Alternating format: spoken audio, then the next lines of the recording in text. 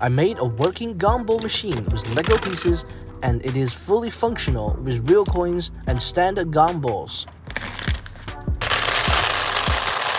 Let's see how it works. When you put a coin in, the handle only turns clockwise. One full turn, and then the Gumball will come out. This process is not a one-time only demonstration. It can be repeated, so it really works.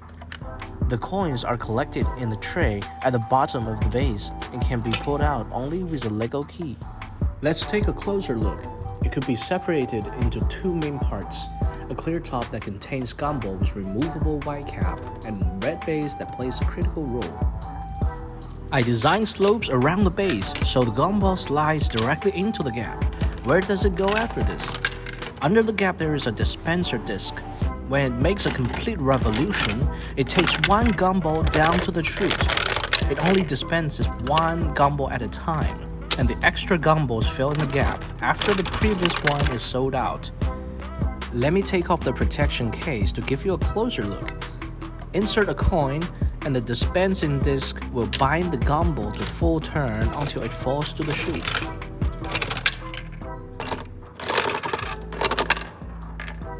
To build this dispensing disc, it is very important to keep it smooth and its size slightly smaller than the protection case.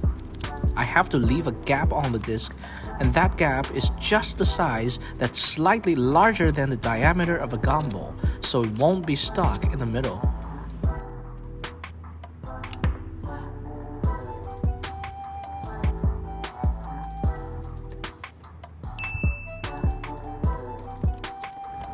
Let's take off the disc and coin panel so you can see the inside of the base. The chute allows the Gumball to drop from the back and takes it to someone's mouth with a big smile. This structure is very effective. One full turn, one Gumball. Now this is the most important part, the coin mechanism. The coin panel is the most complex part in this design, for it ensures that you get money and the kids get candy. No one can tamper with it. Two sets of gears were applied. The yellow ones connect dispensing disc with the handle so they can move synchronously. The blue one acts as a ratchet gear, while the gray beam acts as a pawl.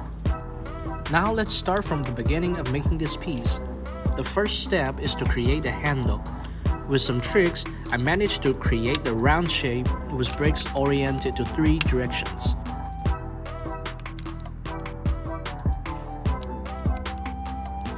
Attach it to the panel, and it can be turned freely, clockwise or counterclockwise, because there are no limitation parts to its motion. The next step is to prevent it from turning backwards. This function is all because the ratchet gear and the pawl. The ratchet and pawl combination is used to confine the motion clockwise and also creates the clicking sound when you turn the handle. The pawl slides on the ratchet while turning clockwise and blocks the counterclockwise motion. Apply a rubber band, and here's the clicking sound. Now the most difficult challenge, how to make sure it won't even turn clockwise unless a coin is inserted. Trust me, this is the key to a successful business. We need to lock the handle if no coin was placed into the slot. The first thought was to make a piece to block the handle from behind. If I press this piece, the handle runs directly into my blockade.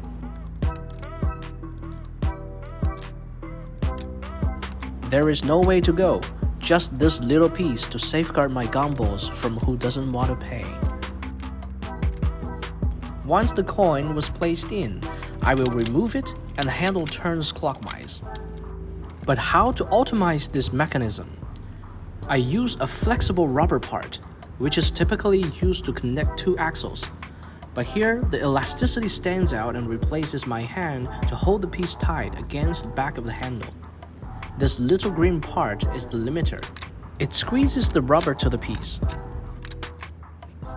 I believe that there are other ways to achieve this, but a flexible rubber and a green piece is the simplest one.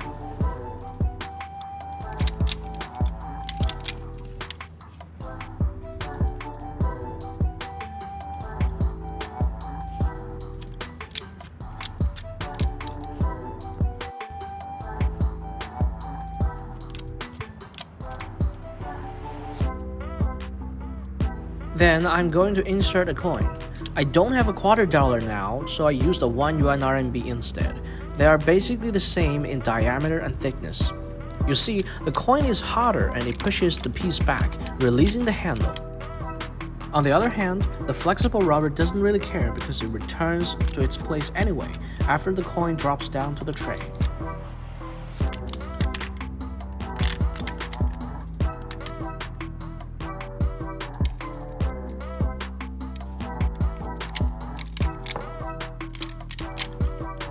The final step is to collect the coins. I designed a hole at the bottom of the panel and the tray is placed just under the hole.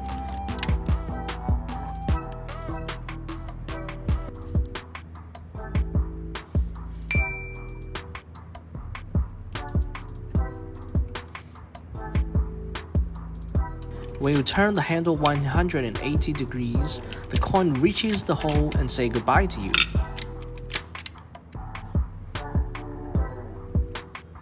Lastly, I need to put a tray in the machine to collect coins for me.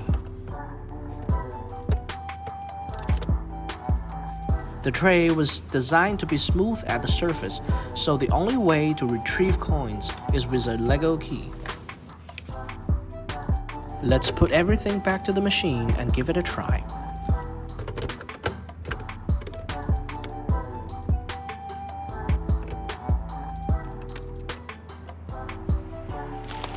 I have a whole pack of standard Gumballs here, but I would like to compare the size of a Gumball with a Lego ball first.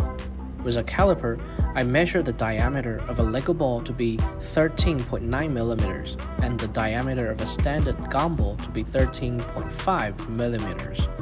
That means if a real Gumball works, so does a Lego ball. Let's try it out.